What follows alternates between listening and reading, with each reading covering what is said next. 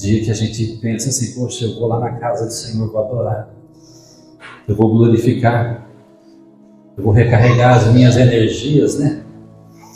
Porque às vezes a semana que passa, às vezes é uma semana difícil, tumultuada, com vários desafios que a gente passa também na semana. Mas quando nós entramos na casa do Senhor, aqui é um ambiente que o Espírito Santo, ele trabalha. Um ambiente que o próprio Deus começa a trazer um renovo e uma força incomum às nossas vidas. Eu me lembro que logo no comecinho da minha fé, e às vezes eu estava cansado, eu trabalhava durante a semana em São José, e chegava no domingo, eu ia na igreja, e quando o pastor pregava,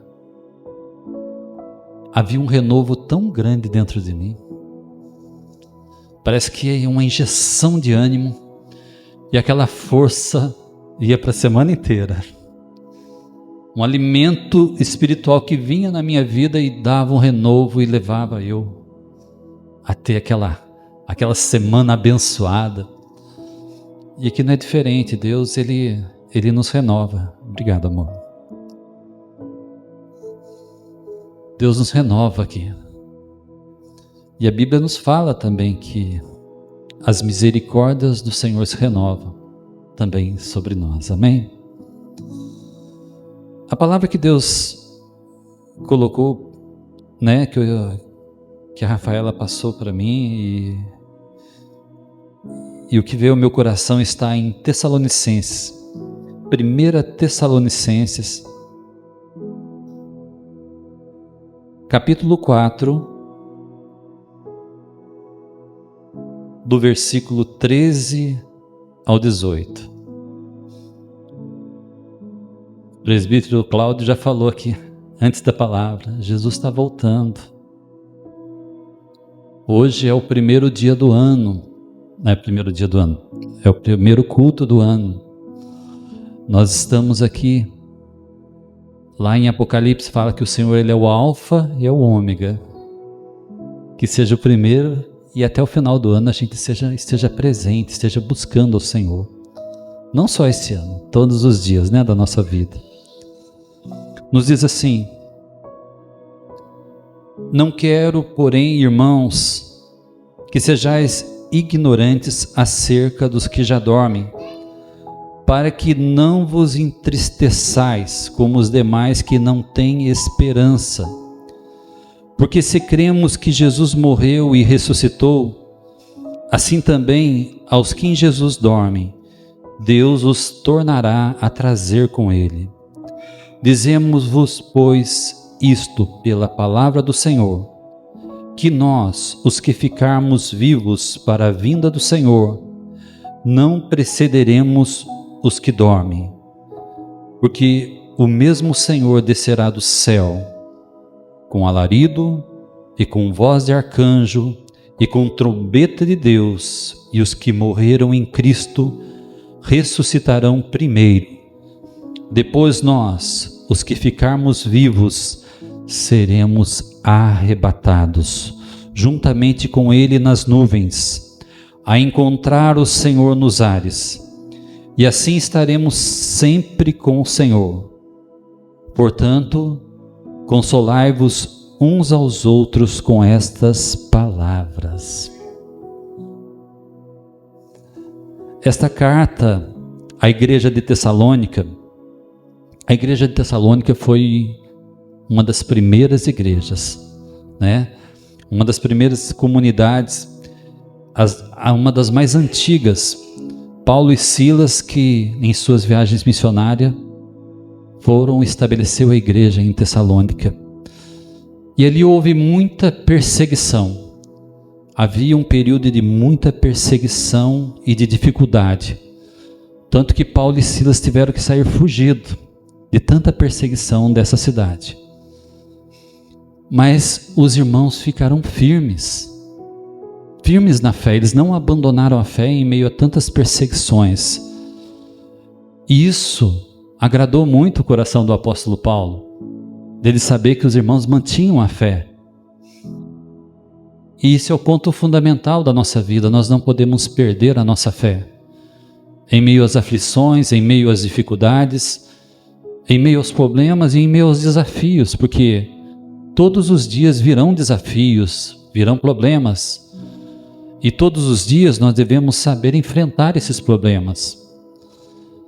A graça de Deus sobre nós, ela é suficiente para que nós possamos passar por cima das dificuldades. Jesus, ele passou por cima das águas, como nós vimos na semana passada, foi pregado sobre isso, falando que Jesus, ele andou por cima das águas. E Jesus é o nosso exemplo maior. Enquanto os discípulos estavam navegando, atravessando de um lado para o outro, pela ordem de Jesus mesmo, foi Jesus que enviou para que ele atravessasse naquele barco aquela noite, ele foi para o monte orar. Ele foi lá buscar o Pai, ter comunhão. Nosso irmão João Carlos falou aqui da sinceridade, do orar, de falar e Deus responder. Um testemunho lindo que ele falou aqui da fábrica, como Deus, ele ouve a nossa oração. E como ele atendeu o pedido do servo do Senhor. Isso mostra quem é o nosso Deus, quem é o Deus a quem servimos. É um Deus, aquele que fez o ouvido, não ouvirá, e que fez a boca, não falará. Então quando você clama, e como Jesus buscou ao Pai na madrugada, em comunhão a madrugada inteira, há um fortalecimento muito grande. A força do Espírito Santo em nós faz com que nós, quando andarmos nas dificuldades e nos problemas da vida, nós vamos começar a passar sobre as águas. Nós vamos começar a superar os nossos problemas e dificuldades.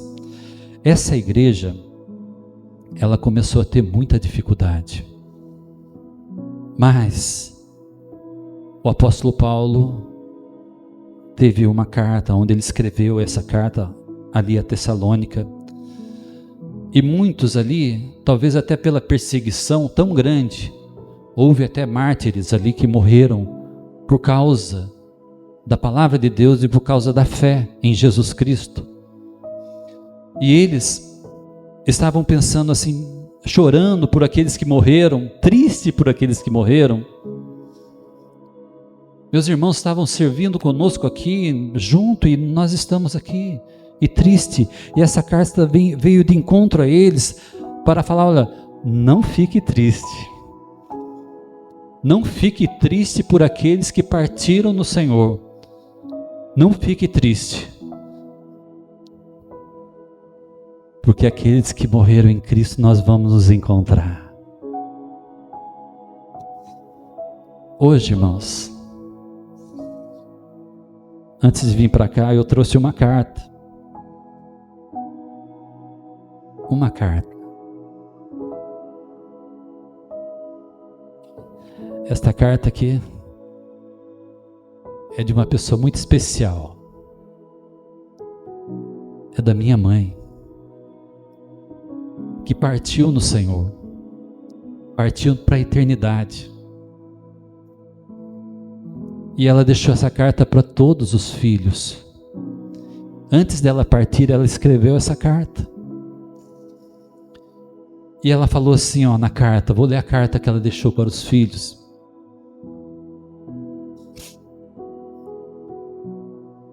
Meus amados filhos,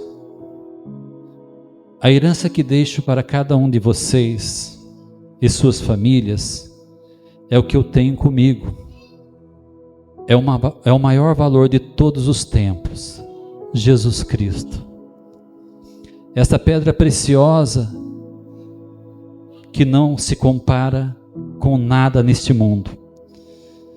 Ele é o dono do ouro e da prata. Receba agora em um coração aberto. Não deixe para amanhã. Não sabemos a hora que Ele virá para buscar. Só Ele pode dar paz, alegria e segurança, vida nova e salvação eterna. Mesmo nas horas mais difíceis da vida, com Ele se torna tudo mais fácil. E a vitória é certa. Só Ele pode suprir todas as vossas necessidades e nos levar para o céu, para ficar com Ele para sempre. Ele nos ama e nos comprou com o seu próprio sangue. Minha mãe, antes de partir, escreveu essa carta e entregou os filhos. Um dia nós estaremos juntos. Um dia nós estaremos juntos na glória de Deus. Tudo aqui vai passar, irmão. A gente não sabe a hora, o dia nem a hora. Hoje nós estamos de pé, estamos com saúde, graças a Deus, e que permaneça assim, em nome de Jesus. Que Deus nos dê muita saúde, paz e vitória esse ano que está entrando. Mas a nossa esperança é a vinda do Senhor. E essa carta ela fala assim: olha, irmãos, não quero que sejam ignorantes acerca dos que dormem. Não ignore isso. E ignorar significa aquele que desconhece a existência de algo e que não está a par de alguma coisa. Indivíduos que deliberadamente ignoraram e desconsideram informações e fatos importantes. Não ignore isso. Não ignore, porque aqueles que morreram em Cristo, nós vamos nos reencontrar. Um dia nós vamos abraçar Jesus, estar face a face com o Mestre. Nós vamos sentar na mesa, aleluia. Hoje tem uma mesa aqui, a mesa da Santa Ceia, nós vamos participar dela. Quando você participa dessa mesa, do pão e do suco da uva, que representa o corpo de Cristo e representa também o sangue de Jesus, você está fortalecendo a sua aliança com o Pai, com o Deus Todo-Poderoso. Você está falando: Jesus, Maranata, vem, Senhor Jesus, vem buscar a tua igreja, vem buscar o teu povo que te espera, que te aguarda.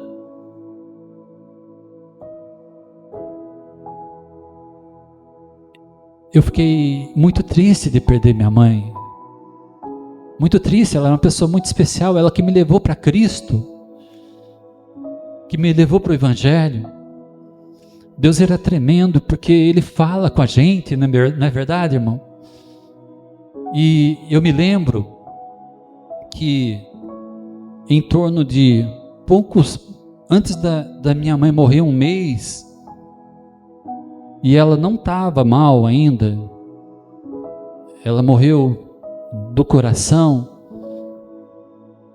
Deus me dava um sonho,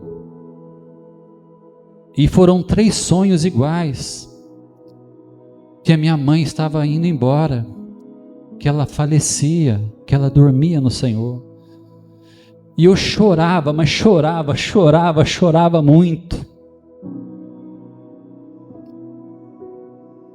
E daí era o segundo sonho, a mesma coisa, era igualzinho. Eu começava a chorar, e acordava soluçando de chorar. E eu lembro que no terceiro sonho, a mesma coisa. Só que daí, eu tinha um pastor, né, que era meu pastor na época, ele estava nesse sonho. Eu chorava, e o pastor falou: chega. Agora chega, você já chorou. Tipo assim, Deus estava mostrando que ia levar ela, mas Ele é o Deus que consola a nossa vida. Às vezes a gente sofre perdas nessa terra, situações, mas saiba de uma coisa: Deus, Ele está no controle de tudo. Ele está no controle da nossa vida, Ele está no controle e no domínio de todas as coisas. Muitas vezes Deus fala comigo assim em sonhos. E eu me lembro também sobre o domínio. Que uma vez eu estava também, Deus em sonhos falando assim, mostrando uma grande sala da NASA. Você já viu aquela sala da NASA lá que computadores, muitos computadores assim, mas era cheio de computadores. E mas muita gente trabalhando em todos aqueles computadores. Era muito grande naquele sonho que eu vi assim. E eu vi aquela grande sala e muito aquele controle sobre computadores, tudo aquilo lá. E Deus falava comigo assim: está vendo essa sala? Eu estou no controle de todas as coisas. O Senhor está no controle de todas as coisas. Nada perde ao controle de Deus. Às vezes é nosso pensamento, nosso sentimento, poxa, perdeu o controle, não tem mais jeito. Não, está nas mãos de Deus. Muitas vezes a vida da gente parece que está por um fio. Está por um fio, tá? Um fiozinho está segurando a gente ali naquela situação. Parece que um fio fininho. Mas Deus está segurando a nossa vida e nada sai do controle do Senhor. Então confia no Senhor nessa manhã, creia nele. Ele está falando assim, olha, Ele está vindo nos buscar. Ele está preparando a sua igreja. Eu falei aqui, certa vez, que Deus me deu também uma revelação com relação ao arrebatamento. Eu até contei numa das pregações aqui, que um dia eu estava ainda no comecinho da fé, eu estava bem doente, tudo que eu comia, eu vomitava, né? Era solteiro, estava lá na casa da minha mãe ainda, no comecinho. E tudo que eu comia eu vomitava, tudo, não ficava nada no estômago. Eu estava bem ruim. E não podia comer mais nada, daí minha mãe deu um pouquinho de coca para ver se melhorava, daí soltei também. Daí ela falou assim, se você não estiver bem, a gente vai para o pronto-socorro, né, para ver o que está acontecendo. Eu falei, tudo bem, mãe, mas pode deixar, por enquanto. E naquela noite, olha para você ver, eu estava ruim, muito ruim, mas eu estava glorificando a Deus. Eu estava ruim, mas Senhor, obrigado por todas as coisas. O Senhor é maravilhoso, mas ruim. Quando você não está bem, não é fácil, né, glorificar. Mas eu estava glorificando. E eu glorificava a Deus ali. Eu sei que eu dormi glorificando a Deus. E ruim. Só que no meio da madrugada,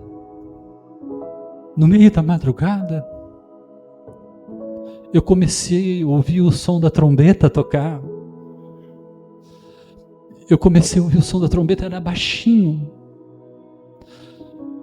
E ela foi aumentando cada vez mais a intensidade. E eu ouvi o som como se fosse uma cachoeira, o som de muitas águas que batiam.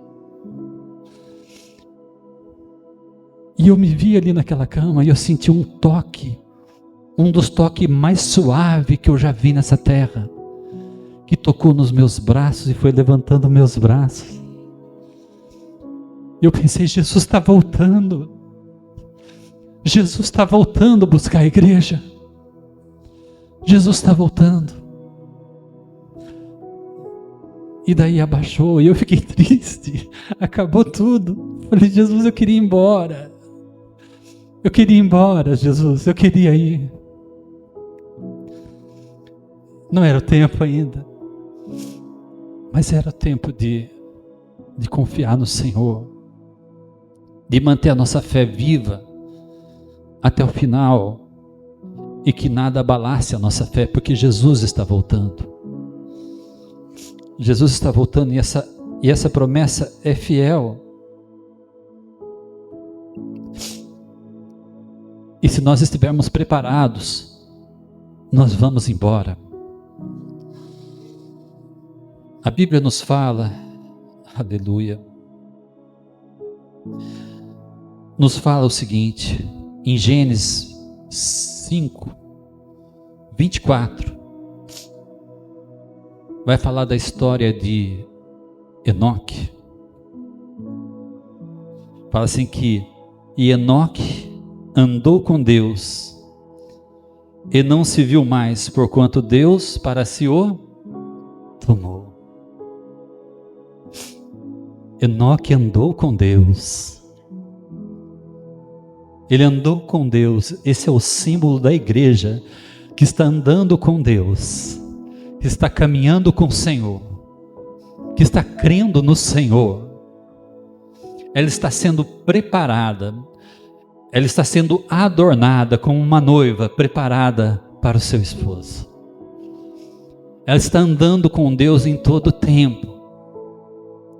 Jesus, ele fala da parábola das 10 virgens, as 5 prudentes e as 5 tolas. As prudentes encheram as suas vasilhas de azeite, mas as tolas não se importavam. Continuaram andando da mesma forma. Observem, as 10 eram virgens, as 10 eram separadas para o seu esposo, mas 5 eram tolas. É um alerta para a igreja, para nós nos enchermos com o Espírito Santo, para nós estarmos mais perto do Senhor, para que as nossas vasilhas sejam cheias. O que o nosso irmão falou aqui, da sinceridade para com Deus, nós devemos ter isso aí com Deus. Nós não somos perfeitos, não somos. Todo dia a gente tem que pedir a misericórdia de Deus, para que nos cubra com um sangue precioso, nos revista com o Espírito Santo, para que naquele dia Ele possa nos encontrar de pé, preparado, porque esse dia vai ser de surpresa, né? Vai ser no piscar de olhos, a igreja vai embora, ela vai sumir. Jesus vai buscar a sua igreja, e a sua igreja tem que estar preparada. Não sejamos a igreja tola, que muitas vezes vive uma vida só religiosa. Não,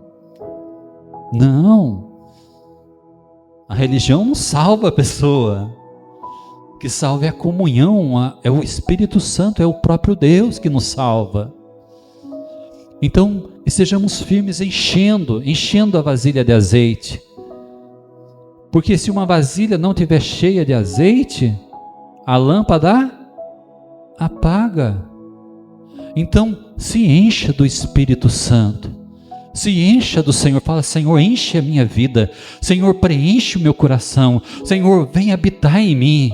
E quando você habita, está caminhando com o Senhor, e o Senhor está habitando na sua vida, seu coração, ele começa a ferver, seu coração começa a se alegrar, e a presença do Senhor alegra a nossa vida, não é verdade?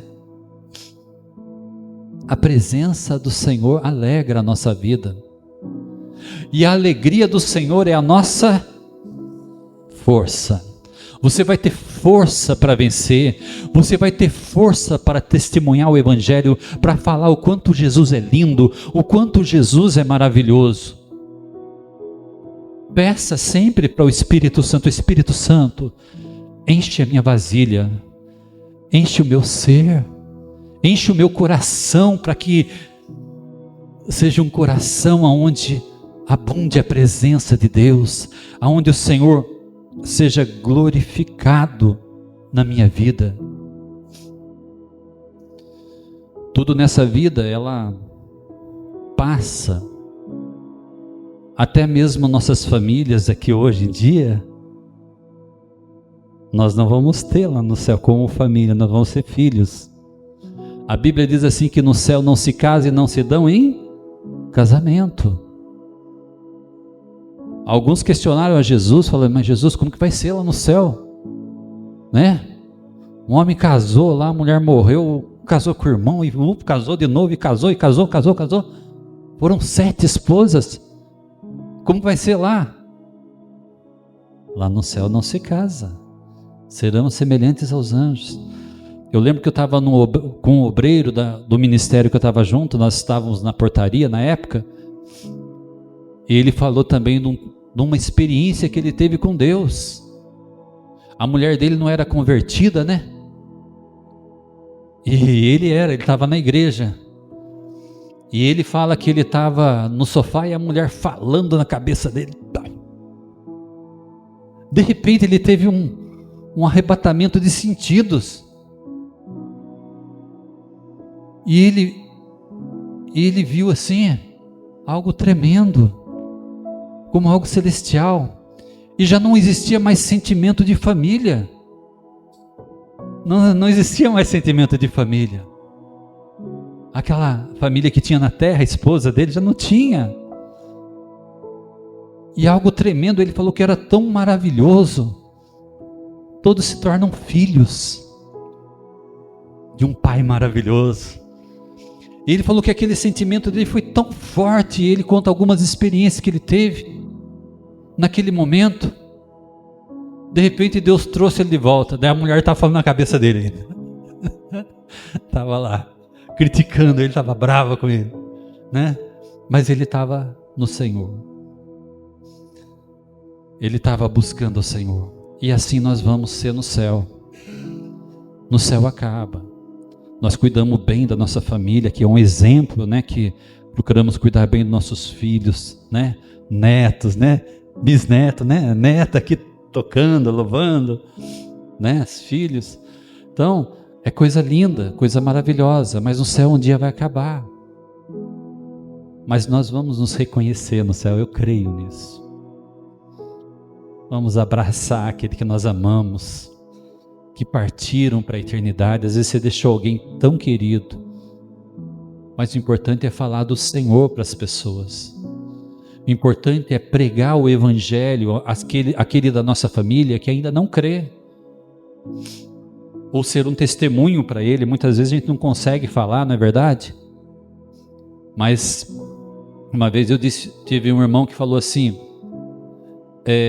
o incrédulo, ele não lê a Bíblia, mas ele lê a nossa vida, ele lê o nosso testemunho, ele lê como que, nossa, olha, ele começa a observar, opa, Deus está com ele, Deus está na vida dele, a presença do Senhor está com ele, e ali o Evangelho vai sendo pregado dessa forma também, porque às vezes não adianta pregar também o Evangelho e não viver. Eu lembro que na fábrica, João Carlos, tinha um irmão lá que pregava o Evangelho, pregava bastante, mas as pessoas vinham comentar comigo, eu para ser crente igual ele, ó, não quero não, né? Mas não importa como o Evangelho está sendo pregado, mas está sendo pregado. De repente aquela palavra, mesmo ele todo atrapalhado, né? Lançou uma palavra lá que vai transformar a vida de alguém, né? Porque o apóstolo Paulo, ele falava sobre isso. Não importa se pregue a Cristo por vanglória, por avareza, de qualquer forma ou sinceramente, o importante é que a palavra ela continue fiel. Ela atinge o coração da pessoa. Atinge e aquela palavra começa a mexer, né, com as pessoas e começa a voltar a pessoa para o Senhor, a crer no Senhor, né? Aleluia. E a importância de pregar o Evangelho é isso aqui, ó. Lucas 16, do 22 ao 24.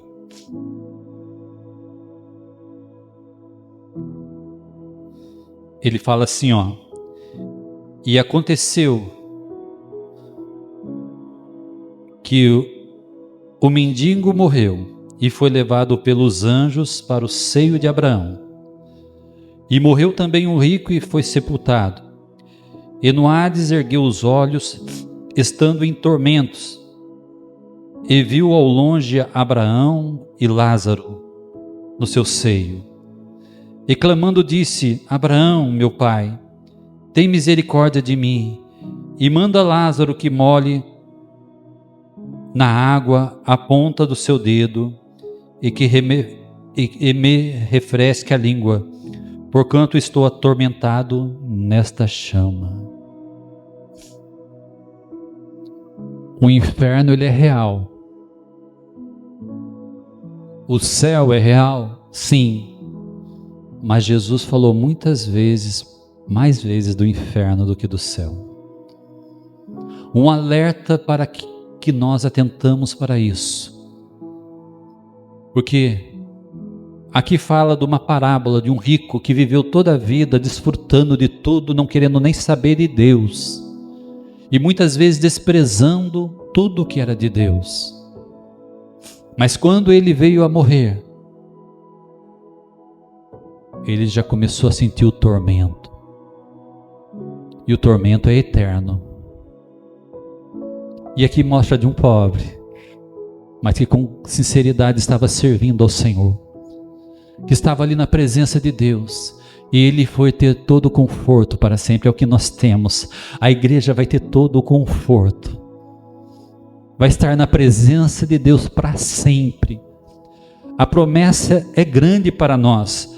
A promessa é que o Senhor vai preparar uma casa para nós, um lar. E quando fala em Apocalipse como vai ser o céu, fala de algo maravilhoso. Ruas de ouro, mar de cristal, coisas tremendas. Começa a relatar tudo de melhor que tem nessa terra, as esmeraldas, o topázio. Começa a relatar, quando os irmãos começarem a ler ali, você vê tudo que tem ali. Ruas de ouro. Irmão, você não consegue, hoje a gente não consegue comprar uma aliança de ouro. Se comprar aquela fininha, né, parece um araminho, né? Daí, mas lá no céu as ruas são de ouro. Talvez algo assim que a gente não consiga entender no nosso pensamento. Eu acredito que ainda muito mais do que nós entendamos hoje aqui.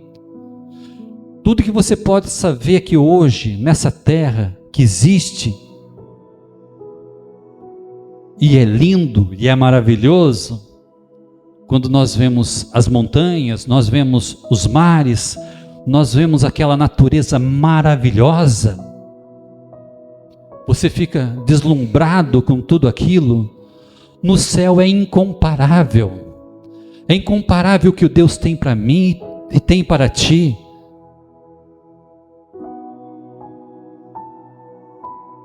Não podemos perder a esperança, não podemos perder a fé. Jesus, ele pagou o alto preço, o sangue dele derramado no Calvário. Eu falo para minha esposa toda vez que eu vou pregar, passo uma luta. E essa semana eu já passei com sinusite, mas Deus está dando vitória. Mas no céu é incomparável. É incomparável o que Deus tem para nós. É incomparável o que tem nessa terra. É incomparável o que tem aqui. Pode pegar o carro mais belo que existe aqui. Aquele carro mais caro. Milhões e milhões de reais. Aquilo é uma ferrugem diante da grandeza do que Deus tem para você no céu, diante da glória que Deus tem para a igreja no céu. E precisamos realmente pregar o Evangelho. Quando você começa a se encher do Espírito Santo, sabe o que vai acontecer com você? Sabe o que vai acontecer? Né, pastor João, quando a gente enche um copo de água e ela começa, o que acontece com aquele copo quando está enchendo? Chega no final dele, o que vai acontecer, pastor? Vai transbordar, a água vai começar a descer, você não vai conseguir mais conter, e você vai falar: Jesus é lindo, Jesus é maravilhoso, Jesus traz esperança para você, Ele vai mudar a sua história e vai mudar a sua vida. O que Ele fez comigo, Ele vai fazer com você, talvez vai fazer muito mais ainda, porque Deus é lindo, Deus é maravilhoso, você não consegue conter dentro de você, o Espírito Santo vem sobre a nossa vida, e quando Ele enche a nossa vida, não fica só para você, você vai começar a falar para outras pessoas o como Jesus é maravilhoso, porque você não quer ver ninguém indo para o inferno.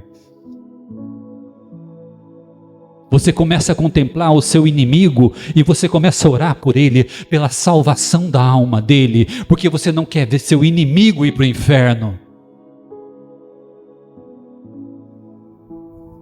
Eu falo, às vezes eu passei situações na minha vida que eu não desejo para o pior inimigo, mas Deus sabia que eu era capaz de suportar muitas coisas. Mas eu oro pelos inimigos também. Aqui na igreja é gostoso, né, irmão? A gente abraça, louva, adora. E aquele que nos afronta? E aquele que desrespeita a nossa vida? Aquele muitas vezes que quer nos machucar? Mas é esse que Jesus quer que você ore por ele? É esse que Jesus quer que você ame ele também, porque Jesus nos amou. Jesus amou seus inimigos, aquele que o feriram na cruz. Ele olhou para eles ali, ele estava morrendo na cruz. Mas antes de morrer com toda a sua dor, ele falou: Pai, perdoa, porque eles não sabem o que fazem. Estevão, outro mártir, ele estava pregando o evangelho, e todos ali irados, porque o que estava envolvendo a vida daqueles homens eram demônios, pegaram em pedras e começaram a atirar contra Estevão. Mas quando Estevão estava sendo apedrejado, o céu se abriu, a visão dele se abriu, ele viu Jesus se levantando à direita do Pai e olhando para ele, e o mesmo Espírito que estava em Jesus estava em Estevão. E Estevão falou assim: olha, não impute para ele nenhum desses pecados, não impute esses pecados. E ele morreu sendo apedrejado.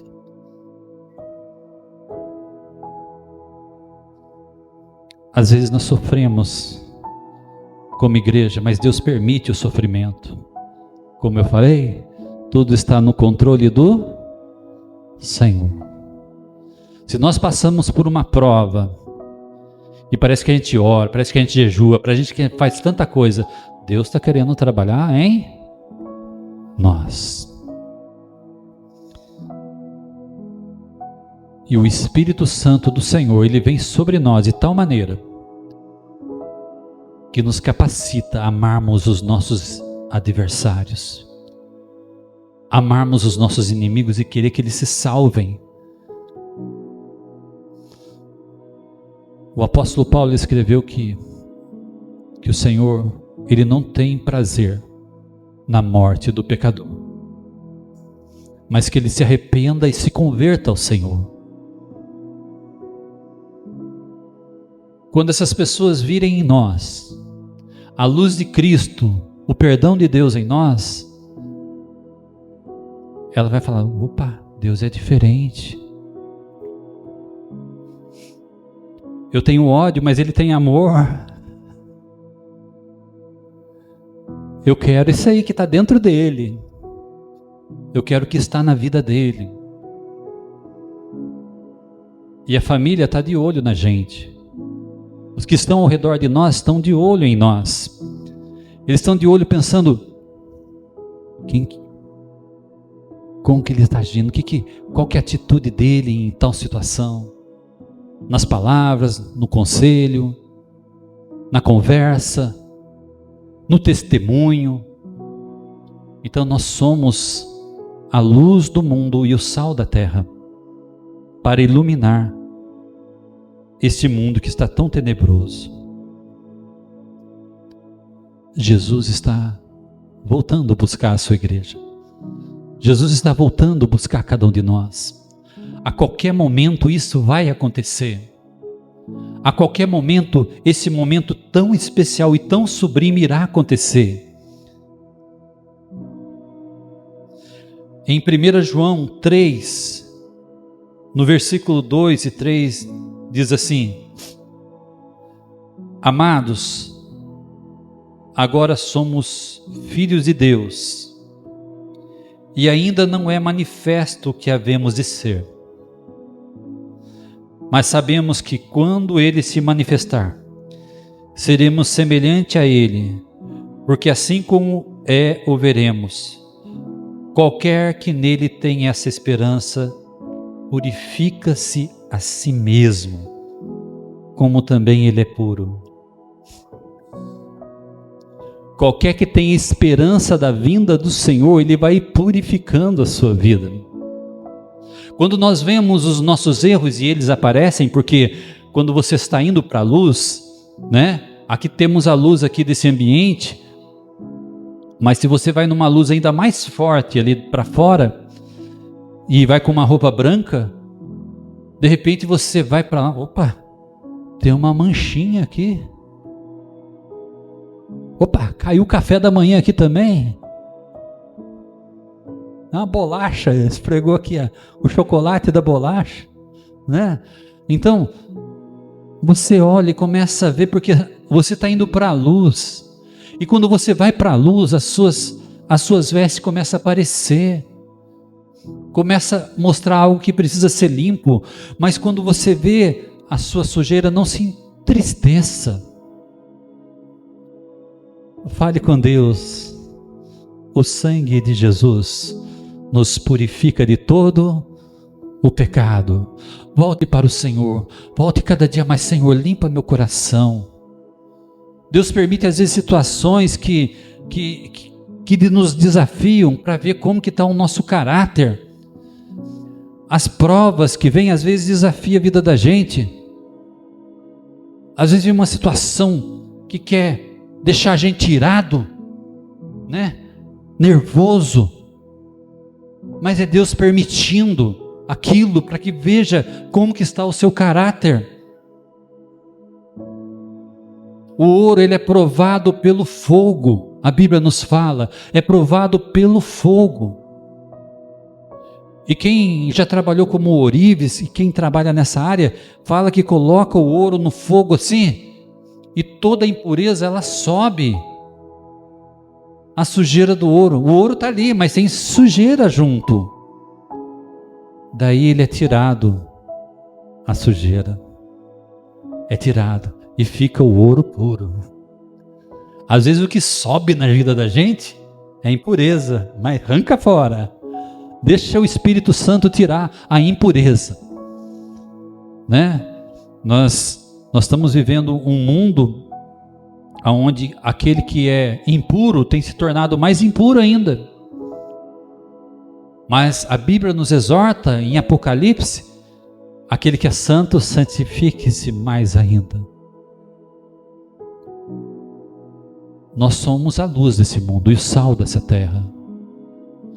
Uma vez eu vi, tem uma das flores mais lindas, que ela brota, não sei se o pastor João sabe, mas ela brota no meio do lodo. Já viu falar de uma flor dessa? Às vezes você está no meio de um mundo que é uma lamaçal do pecado, mas você é a florzinha de Jesus, tá? Você vai brotar nesse meio, você vai glorificar o nome do Senhor.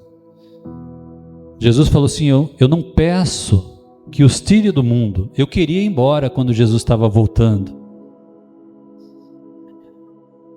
No arrebatamento eu já queria, Jesus me leva embora. Eu não quero ficar aqui.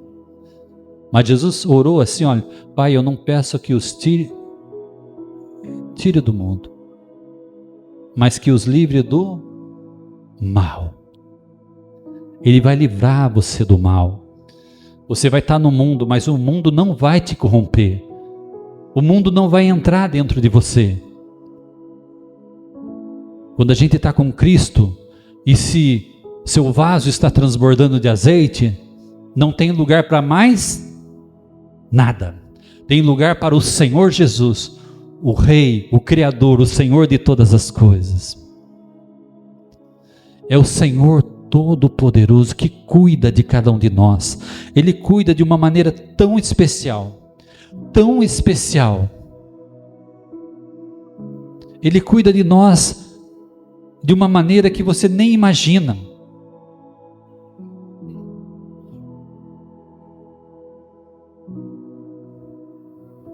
Essa noite, eu não sei, eu estava orando, e eu vi alguém também assim, orando e falando com Deus na cozinha, falando, Senhor, essa é a última mistura, não tenho mais nada. Mas eu glorifico o Senhor, estava glorificando, falando com o Pai. E se alguém está passando por algum problema, saiba que o Senhor Ele vai multiplicar. Saiba que o Senhor Ele vai intervir. Ele se agrada muitas vezes da igreja que passa pela luta, mas glorifica o nome do Senhor. Se você passa por uma dificuldade, seja ela qual for, glorifique o nome do Senhor, porque Ele vai se manifestar para você de uma maneira tremenda. Tinha uma mulher que mostra na Bíblia que ela não tinha mais nada, e o momento era muito difícil. O momento que ela estava passando, a terra estava passando por um momento de crise, de dificuldades. E às vezes nós estamos passando por um momento de dificuldade na nação. Mas saiba que Deus, Ele é Senhor da sua vida. E mesmo nas dificuldades Ele vai cuidar de ti. Nada vai te faltar nessa dificuldade. Porque o Senhor está na peleja, o Senhor está cuidando de você. E fala na Bíblia que essa mulher, olha, ela não tinha mais nada. Aqui está em 1 Reis 17, 14. Diz assim, ó, de 11 a 14. Indo ela a buscá-la, ele o chamou e disse, traze-me agora também um bocado de pão na tua mão. Porém ela disse, vive o Senhor teu Deus, que nem um bolo tenho, senão somente um punhado de farinha na panela, e um pouco de azeite na botija. E vês aqui, apanhei 2 cavacos para prepará-los para mim e para meu filho, para que comamos e morramos. E Elias lhe disse, não temas, vai e faze conforme a tua palavra, porém, faze disso primeiro para mim um bolo pequeno, e traze-o para fora, depois farás para ti e para teu filho. Primeiro para Deus, tudo que você fizer, faça primeiro para Deus, e depois faça para ti e para teu filho. Aleluia, aleluia. Daí ele fala assim, ó, porque assim diz o Senhor Deus de Israel, a farinha da panela não acabará, e o azeite da botija não faltará, até o dia que o Senhor dê chuva sobre a terra. Não vai faltar nada, não vai faltar nada. Deus vai suprir toda a sua necessidade. Não temas o que há de acontecer, não temas o que há de passar essa terra. Ali estava havendo uma grande crise, estava havendo um momento difícil, mas Deus estava falando, olha, não temas, não vai faltar nada dentro da sua casa. Primeiramente busque a mim, primeiramente faça por mim, primeiramente coloque eu em primeiro lugar. Quando você coloca Deus em primeiro lugar, Ele vai agir poderosamente na sua vida. Então creia, nada, mas nada vai faltar sobre a sua vida. o Senhor vai suprir você, o Senhor vai suprir sua casa. A Bíblia nos diz: nunca vi um justo desamparado, e nem a sua descendência a mendigar o pão, aleluia, nem seus filhos a mendigar o pão. Uma vez eu vi a pastora Valnice Milhomes, ela falava assim: eu nunca vi um justo desamparado. Eu falei: eu não vou ser o primeiro, né? Então eu também não vou ser o primeiro. Jesus está amparando a sua vida, Jesus está cuidando de você, Jesus está cuidando da sua casa. Então confia nele nesta manhã, creia no Senhor e se encha, ponha Jesus em primeiro lugar em tudo na sua vida, faça tudo primeiramente para Ele, consagra tudo ao Senhor e tudo Ele vai te abençoar. Creia no Senhor, amém? Amém, irmãos? Nós vamos participar da ceia. Essa é a palavra que Deus me deu nessa manhã. Eu glorifico o Senhor pelos irmãos que estão aqui nessa manhã. Eu creio que o Senhor vai operar grandemente em nossas vidas. Nós vamos ser melhor a cada dia. Amém?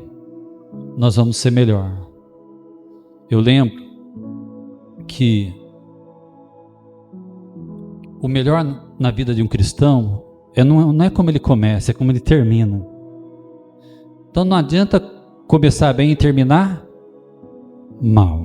Ser fiel até a morte e dar-te-ei a coroa da vida. Eu lembro que quem conheceu aqui, os mais velhos, conheceu a Fiat. Ela lançou o Fiat 147, né? E era terrível, né? Quem pegava era só problema, o Fiat 147, né? Daí perguntaram para uma pessoa: o que você quer, um Fiat 147 ou uma gripe? Falou: eu quero uma gripe, porque daí eu tenho para quem passar. Ninguém comprava o Fiat, era ruim demais. Então, daí o que acontece? A Fiat, ela foi melhorando. Começou errado, mas ela foi melhorando. Um período ela se tornou líder em vendas no Brasil. Não sei como está hoje, mas teve um período que ela era a primeira de todas as montadoras. Não é o erro, ela cometeu um erro ali, mas se aperfeiçoa. Assim mostra o cristão. Pode até começar não tão bem, mas termine melhor. Você pode alcançar o topo. Amém? Deus abençoe os irmãos, amém?